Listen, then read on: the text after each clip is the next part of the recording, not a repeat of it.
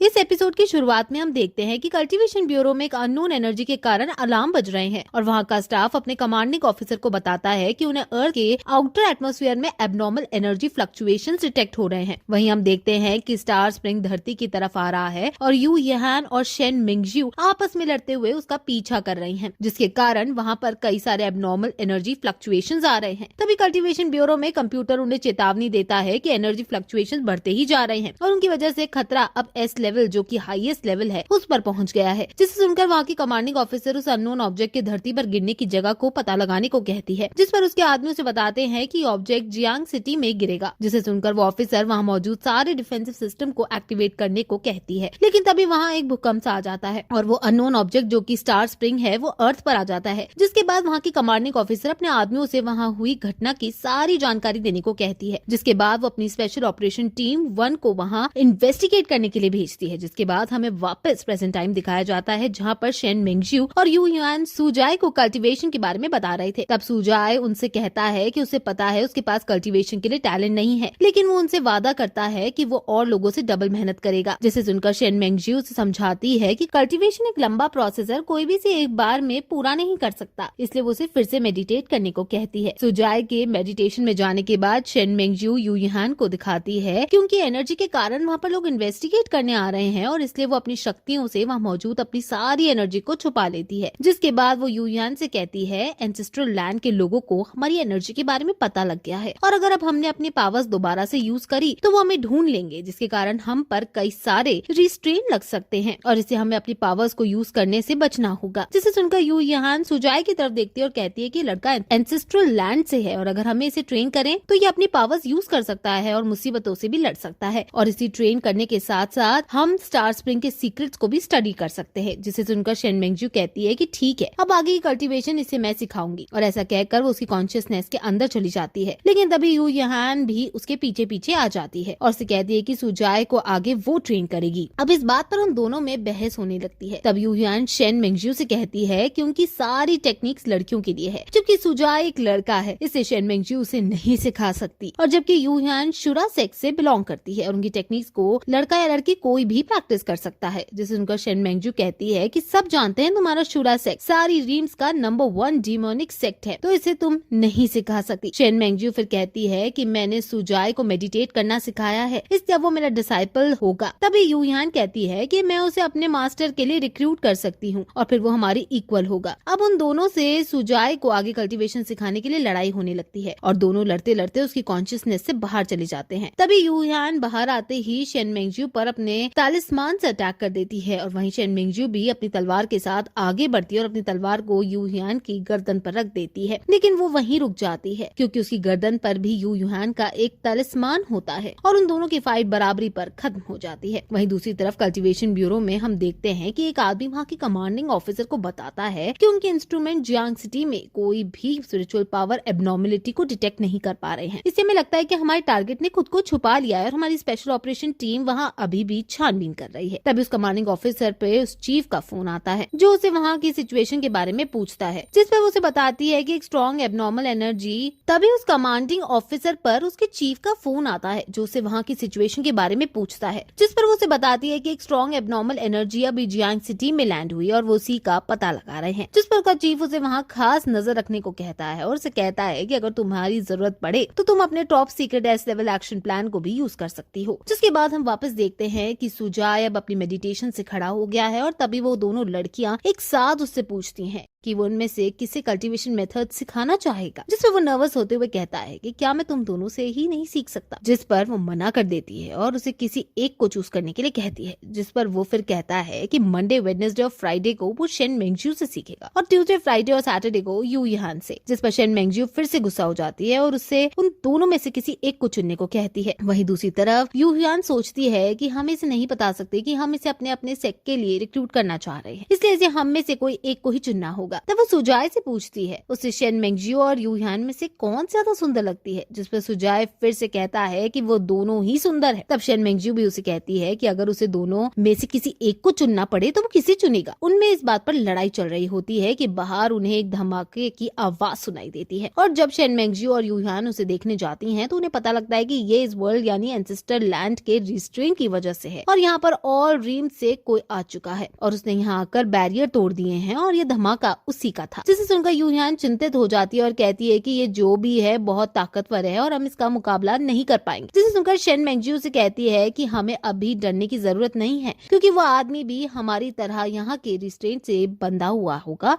और उसकी पावर भी कमजोर होगी। तब यू ह्यान कहती है कि एंसेस्ट्रल लैंड पर कई सारे सेक्स हैं और इसके छोटे साइज के बावजूद भी दुनिया के 80% सेक्स यही मौजूद है और माना कि वो स्पिरिचुअल पावर यूज नहीं कर सकते लेकिन फिर भी वो हमारे लिए खतरा है। ये सब सुनकर सुजाय कंफ्यूज हो जाता है और उससे पूछता है कि वो क्या बातें कर रही है। तब वो दोनों आपस में डिस्कस करती है उन्हें जल्दी से जल्दी सुजाय को भी ट्रेन करना होगा ताकि वो भी उनके साथ मिलकर लड़ सके। जिसके बाद वो दोनों उसे मिलकर सिखाने को तैयार हो जाती है और तब यू ह्यान उससे कहती है कि हम तुम्हें कल्टीवेशन सिखाएंगे और तुम्हें हमें यहाँ के लोगों में घुल मिलकर रहना सिखाओगे। जिसमें सुजाय तैयार हो जाता है और उनसे कहता है कि यहाँ घुलने के लिए तुम्हें सबसे पहले कपड़े खरीदने होंगे। ये सुनकर शेन मेंगजियो कहती है कि उनके कपड़ों में क्या खराबी है। तब उन्हें समझाने के लिए सुजाय उनसे कहता है कि वो दोनों कुछ ज्यादा ही अच्छे कपड़ों में हैं और इसलिए उन्हें यहाँ दिक्कत आ सकती है। जिसके बाद वो उन दोनों के लिए कपड़े लेने बाहर चला जाता है और उन दोनों के लिए 2 जोड़ी कपड़े खरीद लाता है। जिसके बाद हमें दिखाया जाता है कि एक सेट के अंदर 3 लोग एक मूर्ति के आगे ध्यान में बैठे हैं। तभी उनके आगे रखी मोमबत्तियां अपने आप जल जाती है जिसे देखकर वो लोग चौंक जाते हैं लेकिन उनमें से एक बूढ़ा आदमी बाकी को उठने से रोकता है। तभी उनके आसपास कई सारे फूल खिल जाते हैं और हर जगह रोशनी कर देते हैं जिन्हें देखकर वो